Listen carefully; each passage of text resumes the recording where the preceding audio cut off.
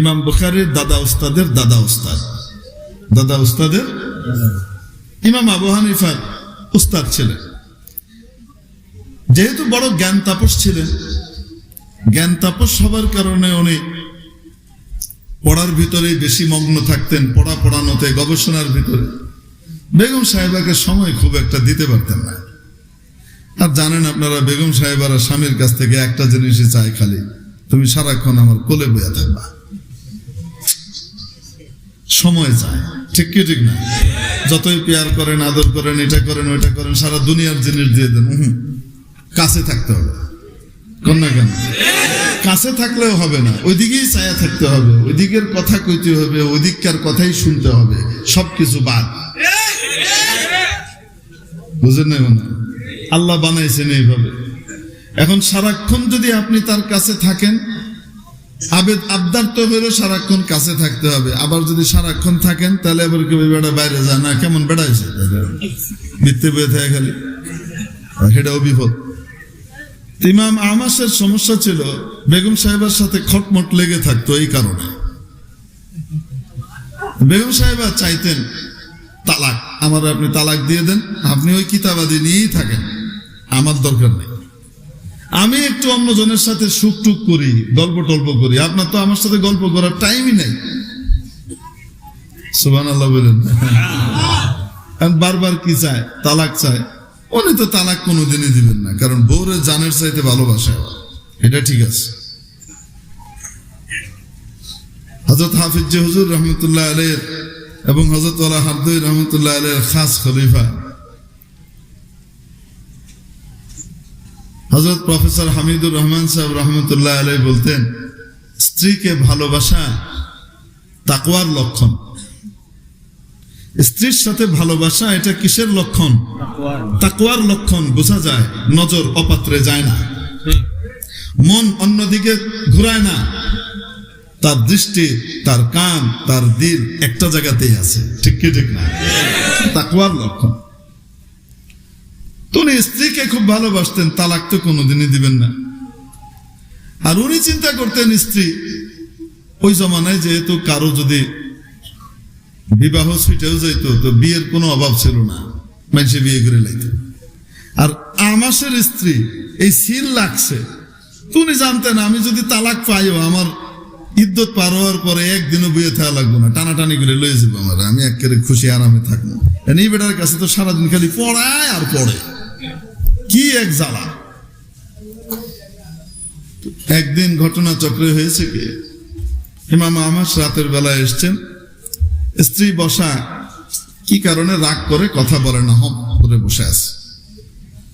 ইমাম আমাসেরও মেজাজ খারাপ হয়ে গেছে, টেম্পার হারিয়ে এক পর্যায়ে রাগ করে বলে ফেলেছেন, ফজরের আগ পর্যন্ত যদি কথা না কও, তোমার উপর 3 তালাক। এখন বলেন, ফজরের আগ পর্যন্ত যদি কথা না কয়, কয় তালাক পড়বে? বউ থাকবে না যাবে? আসতে বলেন। তালাক না পড়ার জন্য ফজরের আগে কি কইতে হইব? বেগম সাহেবা মনে মনে কয়, জীবনের আরাধ্য পাইছি, কতদিন চাইছি, দেখ নাই, এই সুযোগ আর হাতছাড়া করা যায় না। একদম বসছে তো বসছে।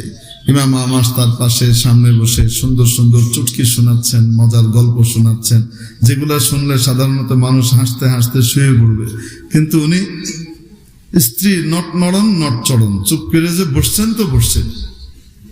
যারা ভালো উস্তাদ হয় তারা খুব সুন্দর সুন্দর গল্প বলতে পারে, গল্প সুন্দর বলতে না পারলে ভালো উস্তাদ হওয়া বহুত মুশকিল। ভালো প্রফেসর যারা হয়, ভালো টিচার যারা হয়, পড়ানোর মাঝখানে দেখবেন খুব ভালো পড়ায়, কিন্তু টুকটুক করে সুন্দর গল্পও পেতে পারে, ঠিক কি ঠিক না? আমাদের উস্তাদে মহতারাম ছিলেন হযরত মাওলানা শেখ আব্দুল হক সাহেব রহমতুল্লাহ আলাইহি, দারুল উলুম দেওবন্দের শেখুল হাদিস ছিলেন। আমরা হযরতের কাছে বুখারী শরীফ জিলদে সানি পড়েছি। ক্লাস ছিল এশার পরে। কখন? এশার পরে ক্লাস শুরু হতো, টানা 11:30, কখনো কখনো 12টা ক্লাস চলতো। শীতকালে তো অসুবিধা হতো না, কারণ শীতকালে তো রাত লম্বা, ফজরের আগে পর্যন্ত অনেক সময় থাকতো, কিন্তু গরমকালে তো রাত ছোট। এখন ছেলে পেলে ঘুমের ইয়ের কারণে কি করতো, অনেক সময় ঝিমাতো। ওই ঝিমানো শুরু হওয়ার আগেই উনি এমন এমন একটা দুটা করে গল্প, প্রাসঙ্গিক গল্প যেটা কিতাবের লাইনের সাথে মিলে, এমন এমন গল্পের অবতারণা করতেন যে হাসতে হাসতে হাসতে হাসতে কিসের ঘুম কিসের কি, কই থেকে 12টা পার হয়ে যেত টেরই পাওয়া যেত না। পড়াতেন, খুব সুন্দর পড়াতেন। একদিন আমার সামনে একজন মাত্র ঘুমের প্রস্তুতি নিচ্ছে, করবে, সাথে সাথে মাসালা চলছিল আকীদা সম্পর্কিত এক বিষয়ে। উনি ঘটনা শুরু করছেন যে এক ব্যক্তি গরিব মানুষ, নিজের বাড়ি বানানোর ক্ষমতা নাই, তাই সে ভাড়া বাসায় থাকবে। তো ভাড়া বাসার মধ্যে সস্তা বাসা খুঁজতেছে, কোথাও কি পায় না, সস্তাতে বাড়ি পায় না। খুঁজতে খুঁজতে শহর থেকে একটু দূরে, শহরের পাশেই একটু দূরে, একটু গ্রামের মতো এলাকা, আশপাশে খালি জমি, ওখানে এক সুন্দর বাড়ি পাইছে। তো ওই বাড়ি ভাড়া নিতে গেছে, দেখলো ভাড়া খুব কম। তো যখন ওই ভাড়া নিতে যাচ্ছে তখন আশপাশের লোকজন বলল এই বাড়িতে জিন আছে। কি আছে? জিনভূত আছে, রাতের বেলায় খুব উৎপাত করে, এখানে কেউ থাকতে চায় না ভয়ে, এই জন্য বাড়ির ভাড়া কি কম। ওই বেচারা গরিব মানুষে চিন্তা করে আমারও তো থাকতে হবে, জিনভূত থাক আর যাই থাক, লগেই থাকুক। এখন ভাড়া নিয়ে ওইখানে উঠছে। যখন রাত গভীর হয়েছে তখন শুনে আরে আসলেই তো জিন আছে। কি আছে? কারণ আওয়াজ আসতেছে দূর থেকে এবং আওয়াজ আস্তে আস্তে বাড়তেছে, নিকল নিকল নিকল নিকল। হুজুর বলতেছেন বের হ, বাইর বাইর, এরকম করে কি আসতেছে। আশপাশে কোনো মানুষ নাই, জন নাই, কিছু নাই, বাইরেতে করতেছে। এখন আসলে তো সবার মানে ভয়ে অবস্থা খারাপ, সব আয়াতুল কুরসি পড়তেছে। খোদা তো বেটা কয় জিন তো ঘরে নাই, বাইরে আছে, কই আছে এটা একটু দেখে। মনে হয় গফরগাঁও বাড়ি ছিল। তো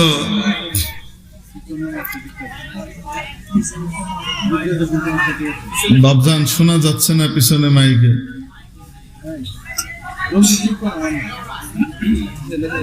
আচ্ছা যাচ্ছে যাচ্ছে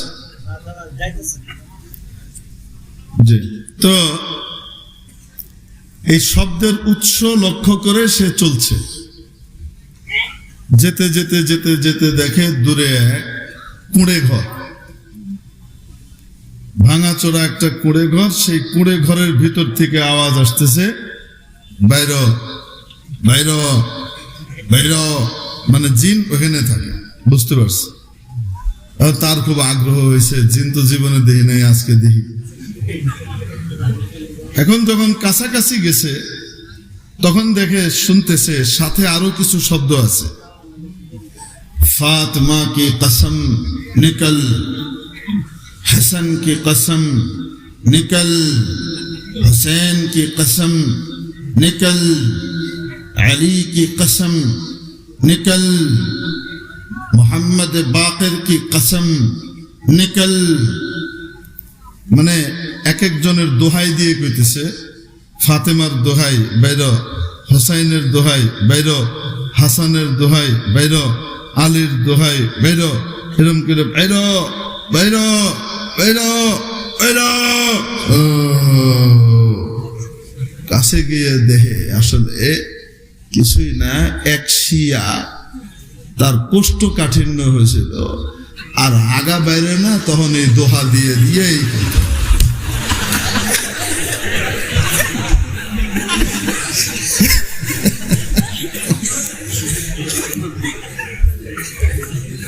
একটা নমুনা দিলাম।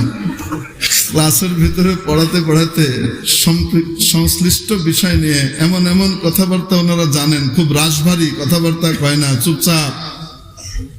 পড়ানোতে খুব জবরদস্ত, কিন্তু গল্প জানে না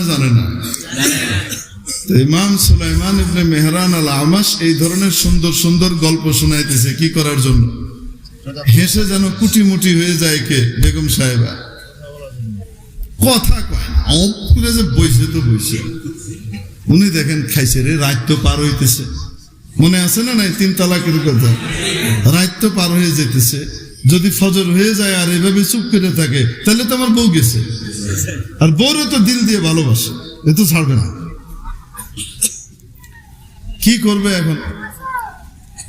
শেষ পর্যন্ত মাথায় আসলো এই সমস্যার সমাধান যদি কেউ করতে পারে তাহলে আমার শাগরিদ করতে পারবে, আর কেউ পারবে না। ওনার শাগরিদের নাম হলো নোমান বিন সাবিত।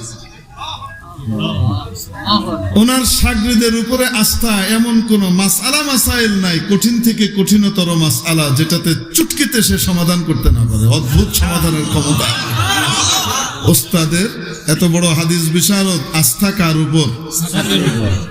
সেই ছাত্রের বাড়িতে গেছে, ছাত্রও এরকম সারা রাত নফল নামাজ পড়ে, এক রাকাতে কোরআনের 15 পারা, আরেক রাকাতে বাকি 15 পারা পড়তেন, 2 রাকাতে 1 খতম কোরআন। মুহয়িল লায়ালি কিয়ামান ওয়া তিলাওয়াতান ওয়া দিরাসাতান লিল কোরআন। হযরত ওসমান ইবনে আফফান রাদিয়াল্লাহু তাআলা আনহুর বৈশিষ্ট্য ছিল সারা রাত কোরআন দিয়ে রাতটাকে জাগিয়ে রাখতেন। এই ছাত্র এরকম ছিল। ছাত্র মানে ছাত্র ওনার, কিন্তু এখন তো উস্তাদ, বড় আলেম। গিয়ে দরজা ধাক্কাইছেন, ছাত্র আওয়াজ শুনে তাড়াতাড়ি দরজা খুলেছেন। খুলে দেখেন উস্তাদ দাঁড়ানো। নামাজ শেষ করে টপাটপ উস্তাদের আওয়াজ শুনেছেন, দরজা খুলেছেন। হযরত এত রাত্রে একটা সমস্যা হয়েছে, বেগম সাহেবা তো এরকম হোপ ধরে বসে আছে, আমি তো রাগের মাথায় কয়ে ফেলছি। এখন তালাক রাগের মাথায় কই আর স্বাভাবিক মাথায় কই, যেই মাথায় কই, পড়বে কি পড়বে না? আরে কেউ ছুরি দিয়ে গায়ে দিছে ঠান্ডা মাথায়, চাইলে কাটবে, আর রাগের মাথায় গায়ে দিলে কাটবে না, এরকম। আরে কয় না কেন? কাটবে কি কাটবে না? তো স্বাভাবিক। কয়ে ফেলছি তো রাগের মাথায়, এখন কি করবো? 3টা মেরে দিছি একবার। তো তোমার আম্মা জান যায়, তো বেগম যাইব। উনি ছাত্র শুনে বলতেছেন, হযরত নোমান ইবনে সাবিত বলতেছেন, হুজুর চিন্তার কোনো কারণ নেই, আপনি যান, আমি ব্যবস্থা করবো, তালাক হবে না, আপনি যান। তো ওস্তাদ যে নিশ্চিন্ত মনে চলে আসছে, ছাত্রের উপরে বড় আস্থা আছে, ও একটা ব্যবস্থা করবেই। এখন যত সময় পার হচ্ছে, ফজরের সময় কাছাচ্ছে, হুজুরের প্রেসার তত বাড়তেছে। নোমান কি করবে? কিছু তো করলো না, কোনো মাসালাও না, আয়াও না, কিছুই করে না। আল্লাহর কি কুদরত, এই করতে করতে ফজরের আজান হয়ে গেছে। যেমনি আজান হয়েছে, এবার বেগম সাহেবার টাইম পুরা হয়ে গেছে না, কন্যা কেন? অতএব চুপ থাকা হয়ে গেছে, তালাক 3টা পেয়ে গেছে। বেগম সাহেবা এবার একদম উঠে খুব খুশি মনে আল্লাহর প্রশংসা করতেছে, আলহামদুলিল্লাহিল্লাযী আনকাযানি ওয়া আফানি মিন হাযা রাজুলিল ইয়াবিসাল খাশিন। এরকম একটা শুকনা রসকসীন মানুষের হাত থেকে আল্লাহ আমাকে নিষ্কৃতি দিয়েছে, এই জন্য শুকরিয়া আদায় করতেছে। হ্যাঁ, কই আবার ব্যাগ ট্যাগ গুছাইতেছে, তাড়াতাড়ি বাপের বাড়ি যাবে। তবে গুছাই আবার কয়, আসলে আপনি অনেক ভালো মানুষ, আপনার মতো ভালো মানুষ পাওয়া দুনিয়াতে বহুত মুশকিল, কিন্তু কি করবো কন, আমি একটু রসিক টাইপের মানুষ, আপনি ব্যস্ত থাকেন, মাপ টাপ করে দিয়েন, অনেক রাগ টাগ করছে, এই সেই করে গুছাইতেছে। আর ওনার তো চুল ছিঁড়ার মতো অবস্থা, করলোটা কি? এত আস্থার ভরসাই শাগরিদের উপর, আমার বোটা গেল গা। এরই ভিতরে দরজা ধাক্কাইতেছে কেউ। তো দরজা ধাক্কানোর পরে দরজা খুলে দেখে এলাকার মুয়াজ্জিন সাহেব এবং এই নোমান ইবনে সাবিত, এই 2 জন দাঁড়িয়ে আছে। হুজুর, মুয়াজ্জিন সাহেব কিছু বলবে, যাও তুমি, তোমার চেহারা আমি এখন দেখবো না, তুমি যাও, তুমি যাও। তুমি এটা কি করলা? হুজুর, আমার চেহারা দেখার দরকার নেই, মুয়াজ্জিন সাহেব কিছু বলতে চাচ্ছে, তার কথা শুনে। তো মুয়াজ্জিন সাহেব বলতেছে, হযরত আজকে ফজরের আজান ওয়াক্তের আগেই হয়ে গেছে, ভুলে ওয়াক্তের আগে আজান দিয়ে ফেলছে। ঘটনা কি হয়েছে? এই নোমান ইবনে সাবিতের মতো বুজুর্গ মানুষ পাওয়া তো বড় মুশকিল, বড় আলেম। মুয়াজ্জিন সাহেবকে গিয়ে ধাক্কা দিয়ে বলছে, আরে সময় তো চলে গেল, আজান কখন দিবে? এটা তো কয় নাই ফজরের সময় চলে যেতেছে, কইছে কি আরে সময় তো চলে গেল। হে হুজুরের বউর কথা মাথায়, মুয়াজ্জিন তো মনে করছে ফজরের আজান, আর গড়ি মুড়ি কি দেখবো, ঘড়ি তো ওই সময় নাই, ও আকাশ টাকাশ দেখার তো প্রয়োজন নেই, লাভ দিয়ে উঠে গিয়ে আজানটা মারছে জোরে, বুঝেন নাই মনে হয়? অথচ এখনো ফজরের ওয়াক্তই হয় নাই, তালাক পড়ছে। এই হলো নোমান ইবনে সাবিত, যাকে আমরা চিনি ইমাম আবু হানিফা নামে। এখন ইমাম আবু হানিফার অনুসারী হতে পেরে আমরা কি লজ্জিত না গর্বিত? রুমালি শাইখদের কপাল হওয়া লাগবে, জন্ম 50 বার হওয়া লাগবে এরকম ইমামের ইত্তেবার অনুসরণ করার সুযোগ পেতে, ঠিক কপাল লাগে।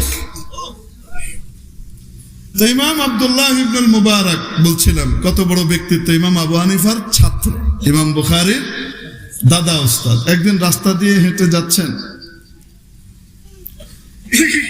খলিফা হারুনুর রশিদের প্রাসাদের পাশ দিয়ে শাহী বালাখানায় খলিফা হারুনুর রশিদ তার বেগম সাহেবের সাথে কথাবার্তায় লিপ্ত।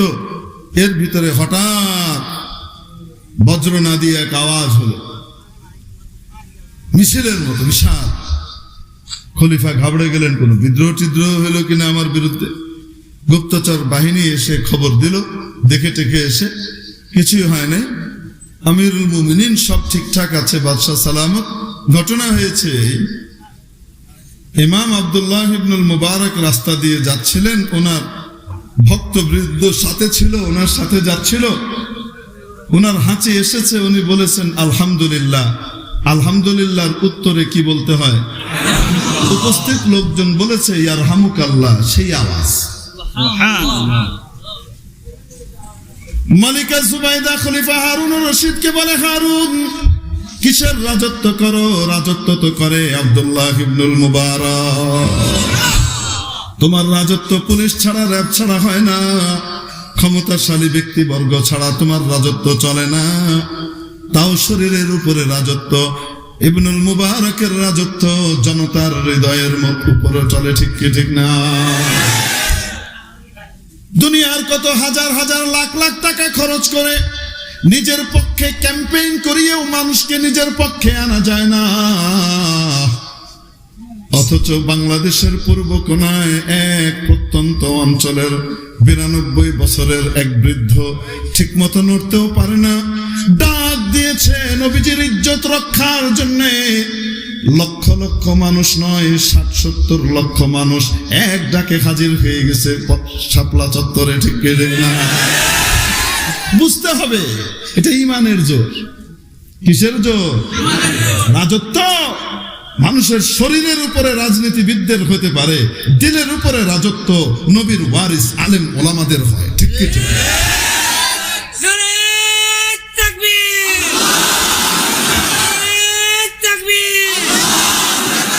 ইসলামের শত্রুরা হুঁশিয়ার সাবধান,